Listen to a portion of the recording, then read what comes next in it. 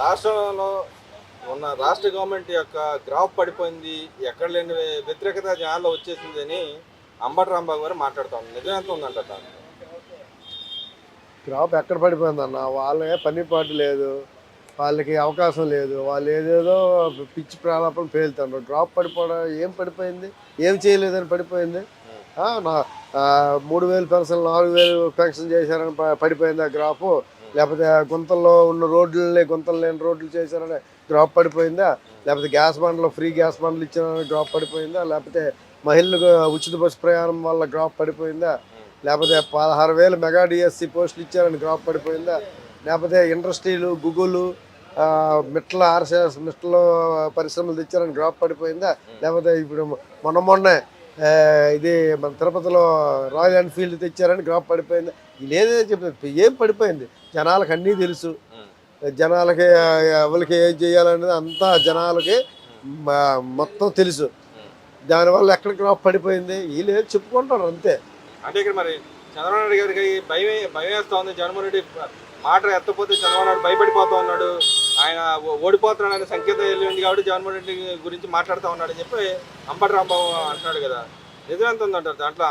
జగన్మోహన్ రెడ్డి గారి పేరెత్తేనే చంద్రబాబు నాయుడు గారికి ఈ గవర్నమెంట్ నడిపే అవకాశం ఉందంటారు, లేకపోతే ఆయన జరిగిన వ్యవహారాలు మాట్లాడిన దాన్ని కూడా తప్పు అన్నట్టు మాట్లాడుతున్నారు, ఎలా చూడుతుంటారు? అది చాలా తప్పు. లేనిపోయిన కేసుకే 53 రోజుల్లోనూ జైల్లో పెట్టినప్పుడే గుండె ధైర్యంగా ఉన్నాడు. అది మొనగాడు. అదే ఇంకా వాళ్ళ జగన్మోహన్ రెడ్డి ఇప్పుడు అల్లాడిపోడు. ఆయనకి ఎందుకు భయము? జగన్మోహన్ రెడ్డి పేరు చెప్తే చంద్రబాబు నాయుడు భయపడిపోతుంది, వాళ్ళు భయపడిపోతారు. నీ చెల్లి ఏమో ఏదో ప్రెస్ మీట్ పెడితే నీకు గుండు పోటు వచ్చేద్దేమో, నీ ఇంకొక చెల్లి మీ చిన్నాన్న కూతురు కోర్టు మెట్లు ఎక్కితే నీకు గుండుపోటు వచ్చేద్దేమో, నీ అమ్మాయి సోషల్ మీడియాలో విజయమ్మ ఏదో చెప్తే మీరు గుండుపోటుతో ఇదవుతారేమో. కానీ చంద్రబాబు నాయుడు గుండు ధైర్యం ఆయన ఎక్కువ.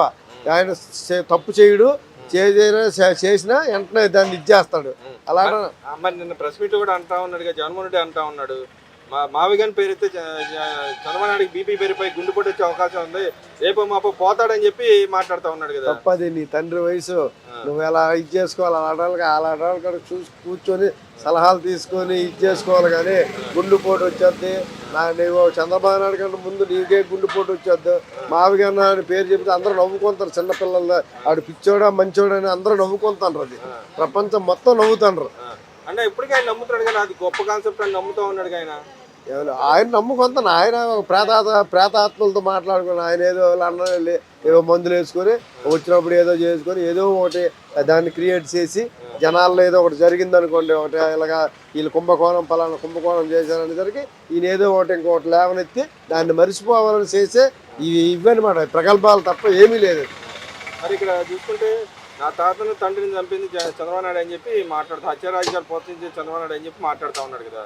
నిజంగానే హత్యారాజు గారు ఈయన ప్రోత్సహిస్తున్నాడా, లేకపోతే గతంలో జరిగిన అంటే ఎంక్వైరీ చేసి కోర్టు ముందు ప్రవేశపెడతాను ట్రై చేస్తా ఉన్నాడు? ఇదంతా కావాలని హత్య రాజకీయాలు పుట్టిందే జగన్మోహన్ రెడ్డి వాళ్ళ తాతాల నుంచే. వాళ్ళ తాత ఏమో మొన్న పార్థసారథి రెడ్డి చెప్పాడు, నన్ను కోర్టు మెట్లు ఎక్కినప్పుడు ఇది చేసి చచ్చిపోండ్రు నొగ్గేశారు, ఆయన నుంచితో బాగోదని పార్థసారథి రెడ్డి చంపేశాడు. ఆయన చెప్పాడు 15 మంది చంపారని. నీ చంద్రబాబు నాయుడు ఎందుకు చంపుతాడు? మీ తాతకి చంద్రబాబు నాయుడికి ఏముంది రాజకీయ కక్షలు, లేకపోతే ఏ పొలం తగాదాలు ఉన్నాయా, లేకపోతే మీ నాన్నకి చంద్రబాబు నాయుడికి ఏమో తగాదాలు ఉన్నాయా? మీ నాన్న చంపాను రిలయన్స్ వాడిని మీద వెళ్ళి పెట్రోల్ బంక్ అన్ని పగలగొట్టావు, మళ్ళీ ఈరోజు రిలయన్స్ వాడు వాళ్ళ తాలూకు వాళ్ళకే నువ్వు రాజ్యసభలో సీట్ ఇచ్చావు. నిన్ను చంపేయాలని ఒక నిమిషం చంద్రబాబు నాయుడికి అలా కక్ష రాజకీయాలు లేవు.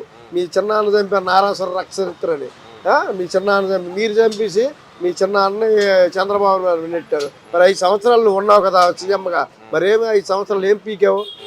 అప్పుడు నిరూపించి మీ చంద్రబాబు చంపారు, లోకేష్ బాబు చంపారు, రాహుల్ చంపారు నిరూపించవచ్చు కదా. అంటే ఇక్కడ మనం చూసుకుంటే ఎందుకనే ఈ విధమైన మాట్లాడదు అంటే మళ్ళీ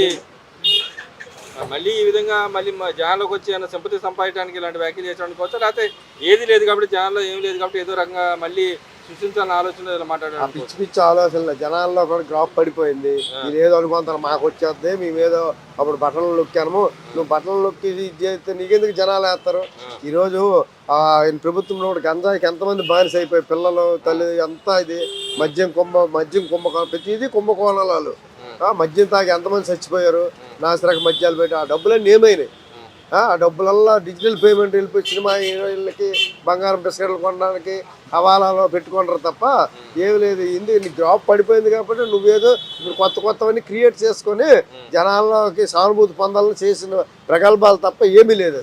మరి మరి ఇప్పుడు కూడా మాట్లాడుతూ ఉన్నాడు కదా, నేను సౌమ్యుని కాబట్టి వదిలేసాను అందరినీ, లేకపోతే ఈ పాటికి చచ్చిపోయాడు ఎక్కడ ఉండేవాళ్ళు శ్మశానంలో ఉండేవాళ్ళు అని ఓ పక్కన మాట్లాడుతున్నాడు, ఇంకో పక్కన గతంలో వాళ్ళ రప్పరప్ప నరుకుతాం అని చెప్పి గతంలో వాళ్ళ నాయకులు కూడా మాట్లాడారు. అసలు వాళ్ళ పార్టీ విధానాన్ని ఆ నాయకుడి విధానాన్ని ఎలా చూడొచ్చు ఇక్కడ? వాళ్ళ పార్టీ విధానాల్లో తప్పు, ఆయనకి చెప్పిన సలహాదారులే తప్పు.